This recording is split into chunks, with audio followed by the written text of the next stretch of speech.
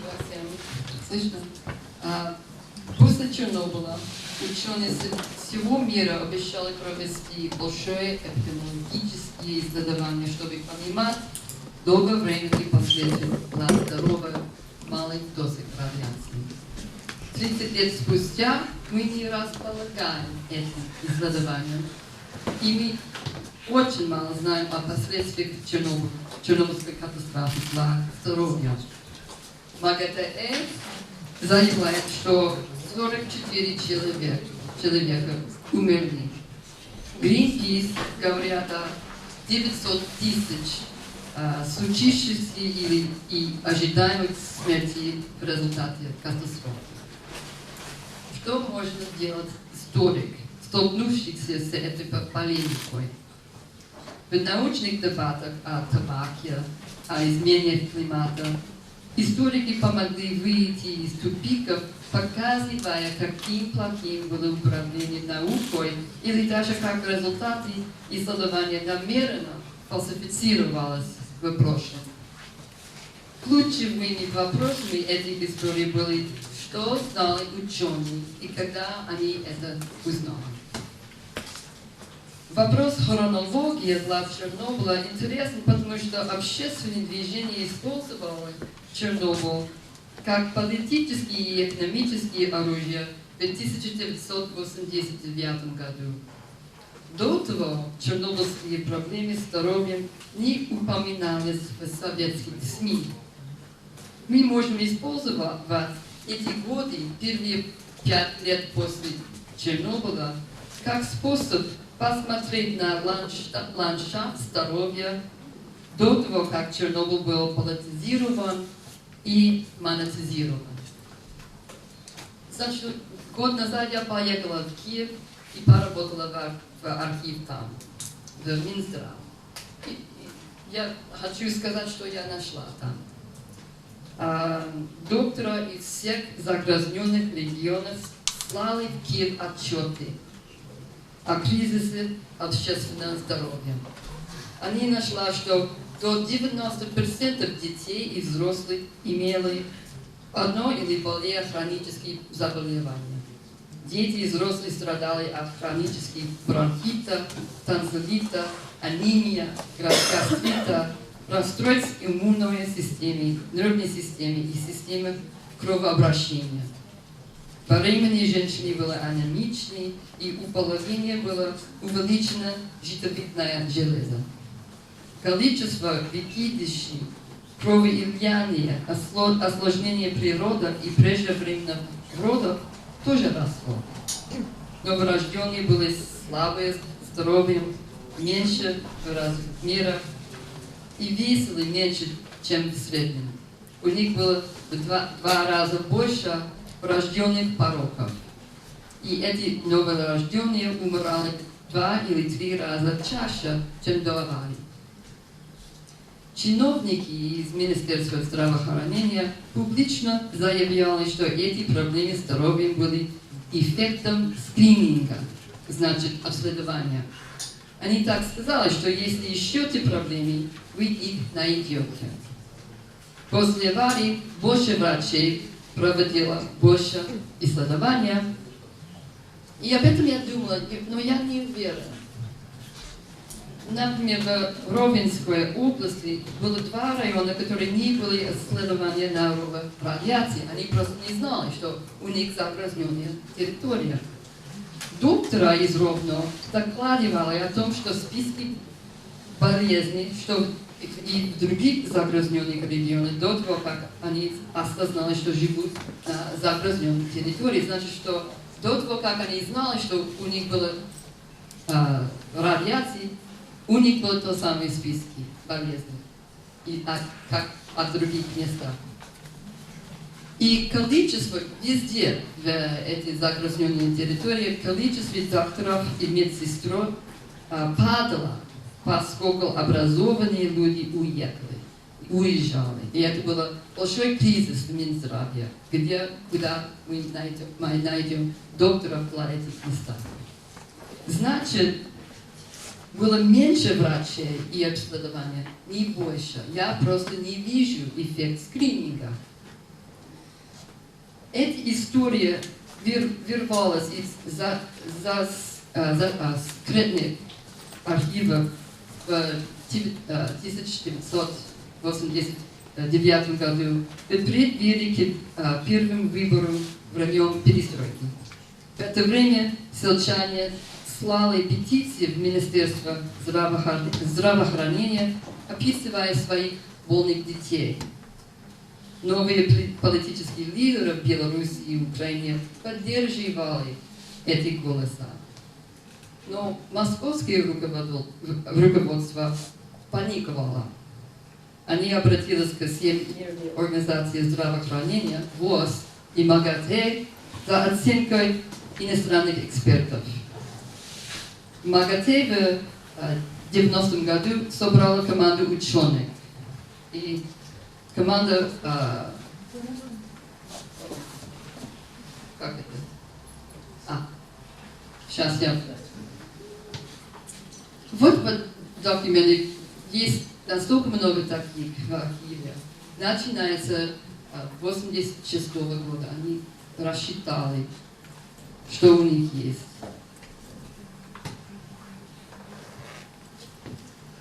Вот это команда из МАГАТЭ. И команда, американский радиолог Фред Метлер, вот он, возглавлял секцию последствий для здоровья.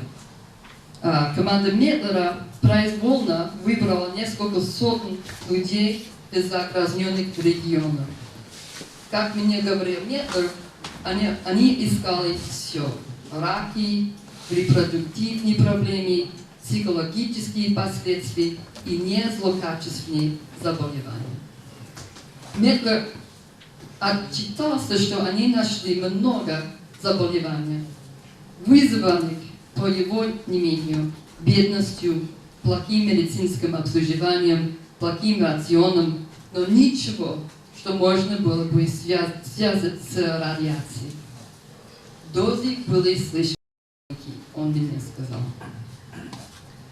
Оценка МАГАТЭ 1991 года заключила также, что никакие расстройства здоровья не могут быть связаны с воздействием радиации. За это долгое жданием отчетов МАГАТЭ последовала конференция в штаб-квартире агентства в Вене в мае 1991 года. Ученые, особенно из Украины и из Беларуси, с шумом отвергли заявление об отсутствии последствий для здоровья. Они говорили о росте проблемы здоровья. Они спрашивали, почему в отчет не попали 30 детей из Беларуси и 20 из Украины, у которых был рак щитовидной железы. Рак щитовидной железы у детей чрезвычайно редок. Один случай в миллион детей в Беларуси до аварии. А после аварии эта цифра вдруг выросла в 30 раз.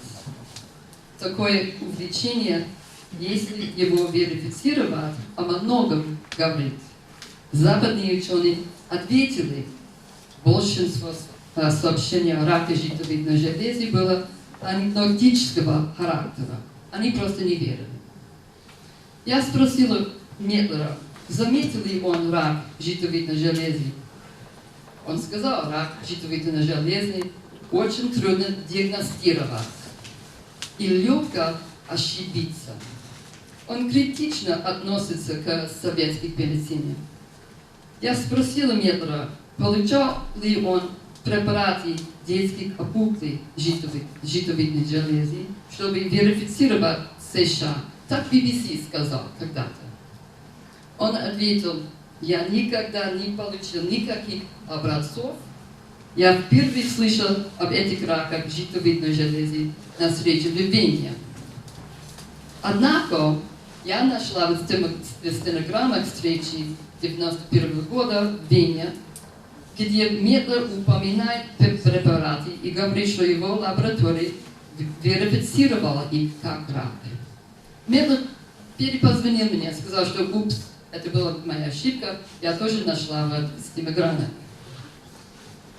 Но он не включил это чрезвычайное открытие огромного роста рака в свою важную оценку 1991 года. Я спросила его почему, и он сказал, что это была ошибка. После Венской конференции белорусские и украинские ученые усилили сигналы тревоги по поводу рака щитовидной железы. И ничего не случилось. Наконец, в 1992 году Валентина Дрозд из Минска, врач, докладывала в Германии о раке, который она нашла в Беларуси. В 1991 году вот это количество росло еще, и она нашла 54 новых случаев. На встрече все международные ученые были скептичны. Как может быть так много случаев за несколько лет среди 2 миллиона детей в Беларуси? Они привыкли думать, что радиоактивный йод – это прекрасное лекарство от болезни Грейза и от рака. Они считали, что латентный период творных раков должен составлять от 50 до 10 лет. Один ученый, хотя не был скептичен, Кит Бейверстак из ВОЗ, он организовал миссию в Минск, чтобы подтвердить раки. Европейская комиссия согласилась присоединиться. Визит был запланирован на июль. Затем, неожиданно, в июне, начальника Бейверстака из ВОЗа отозвали поездку. Они отменили финансирование. Они сказали Бейверстаку, что он потеряет работу, если он поедет в Минск.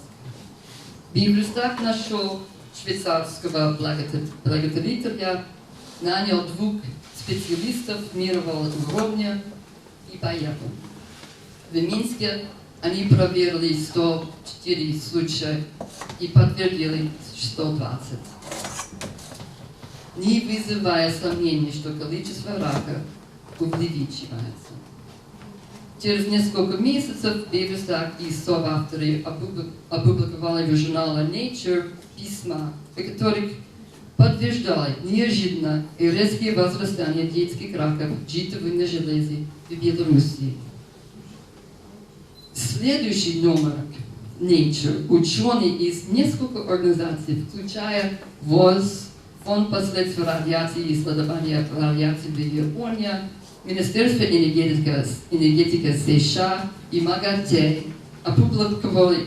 опубликовали письма, которые отрицали связь с чернобыльской радиацией. Они сказали, что это был скрининг-эффект, что это было слишком рано, чтобы судить о этих раках. Конечно, мы сейчас знаем, что основная масса иностранных экспертов ошибалась. В 1996 году агентство ООН были вынуждены признать через 6 лет после первых сообщений, что стремительный рост рака щитовидной железы у детей имел место и был вызван чернобыльским облучением. Какое значение имеет несколько лет? Оказывается, что эти несколько лет имели большое значение. В то же время ООН надеялась собрать $30 миллионов для крупномасштабного эпидемиологического исследования последствий Чернобыльской катастрофы. После заявления в отчете МАГАТЭ, будто никаких последствий нет, удалось собрать меньше, чем $1 миллион. Большие спонсоры США, Япония, Германия сказали, что не будут жертвовать деньги, поскольку исследование МАГАТЭ показало, что исследовать ничего. В результате МАГАТЭ, организация физиков, а не врачей, стала вторым фактором, как международная организация, которая контролирует консенсус по поводу оценки последствий Чернобыля для здоровья. И это видно, вот это не ВОЗ, это МАГАТЭ, которые говорят о раке, тоже о ВИКа, о Зика-вирус. Значит, это отрицание имело длительные последствия в области радиационной медицины. В результате в науке сегодня остается вакуум знания о последствиях радиации для здоровья в годы, следующие сразу за облучением. Вот почему полузабытие советских архивных документов о здравоохранении так важны. Спасибо.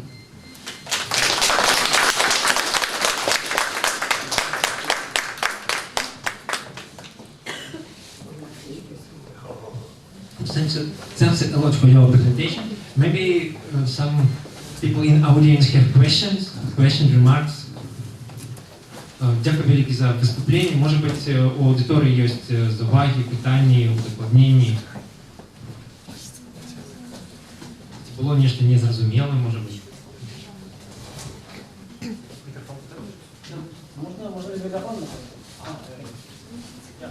Thank you very much for your lecture. And my question is that the IAEA 90, as far as I remember, some Japanese epidemiologists, for example, Itsuzo Shigematsu, was the head of the team. And Shigematsu, yes. So, could you tell me something about how he was influential to the final report of IAEA? Well, he was the editor. He was the editor, Shigematsu. And I wish you could tell me more about what that was, what Shigematsu was thinking. But the sense I got from Mettler was that he was told from above, from IAEA, to take the cases of cancer, childhood cancer, out of his report. He said he worked very hard to get in a prediction of future cancers. But he denied the present day cancers. I got the sense it was Shigematsu who was telling him this, since he was the editor of the technical report, but Mettler didn't tell me one way or the other. Thank you.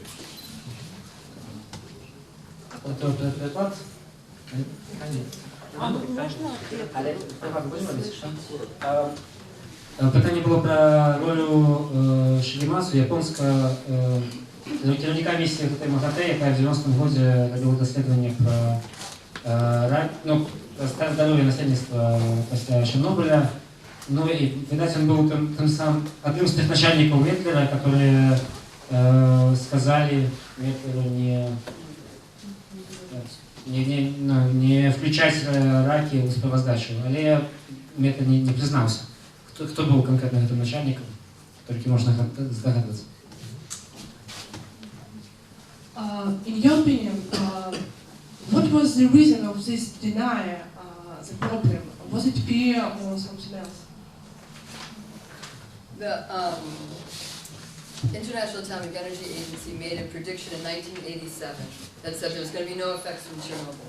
And they did that based on estimates of doses. So they don't look at bodies, they just look at math. They look at numbers and say there's not going to be any effects. 1987. So what I find in the archives at the World Health Organization is that they're saying to the World Health officials who are trying to start studies, epidemiology, they're saying we would stand by the 1987 assessment, which means no effect. So why are you doing a study on children and cancer? Why are you doing a study on children and their teeth, or children and or adults and cardiac problems? That doesn't fall into our assessment. The International Atomic Energy Agency, of course, is a nuclear lobby. There's just no surprise that they would want to keep. And they're very interested. It's not just about reactors and energy. It's about radiation medicine. We all, when we go to the doctor, we get zapped all the time with x-rays, sonograms, ultrasounds, not sonograms, but ultrasounds and mammograms and all these things, or another way of saying x-rays. And then they heal us with x-rays. So it was very important for them for radiation to be okay, to be safe. Питание было про причины научивания, что подштовхнуло МАГАТЭ. Ну, я отказывал, что МАГАТЭ... Чем тут делиться? МАГАТЭ — это атомное лобби, их задача рассказывать свету, что радиация обеспечена. И мы эту задачу успехово выполнили. И с пункта зрения внутренней логики подей в 1987 году МАГАТЭ выдала справоздачу, оценку попереднюю, не справоздачу, а просто попереднюю оценку, там, что неких сыходчастых доз, які отримали люди, ніяких наступствів для здоров'я населення не повинно бути. І коли пазнейшие годы Светлая организация охоты здоровья спробувала починати некие дослідження, а из МАГАТЭ погоді не існує ніяких публікацій про радіацію, узділення радіації без узгоднення з МАГАТЭ, то МАГАТЭ им казали, что мы уже в 87 году написали, все оценили, что вы еще хотите оценить? And there are these, leaders now in world health, International Atomic Energy. They're not doctors. They're physicists. But they're telling us about Zika virus. Strange, no? Странно, что МАГАТЭ говорит о Зике, хотя это организация физиков, а не врачей. И вот как они узнают, сколько будет, вот это все, вот эта математика, если у вас есть вот столько доз, потом у вас есть статистика, столько шанс, probability, чтобы заболеть раком позже.